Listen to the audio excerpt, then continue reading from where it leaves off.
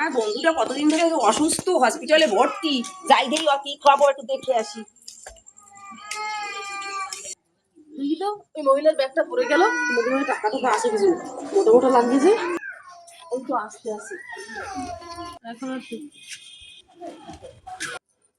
দাদা ভাই, দাদা ভাই, হ্যাঁ বলুন। আমার একটা সাইড ব্যাগ পাইছেন হাতে? না তো।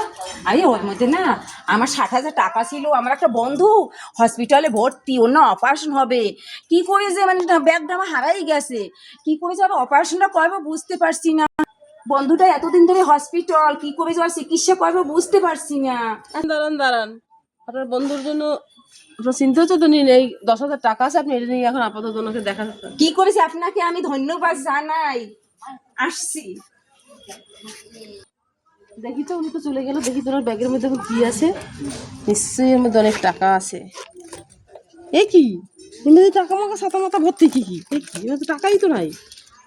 হায় রে, আমার এত কষ্টের পয়সা সব নিয়ে গেল রে ঠকাইয়া। হায় ভগবান, এইটা আমি কেন ঘুরিতে গেলাম, আমার 10,000 টাকা গেল রে।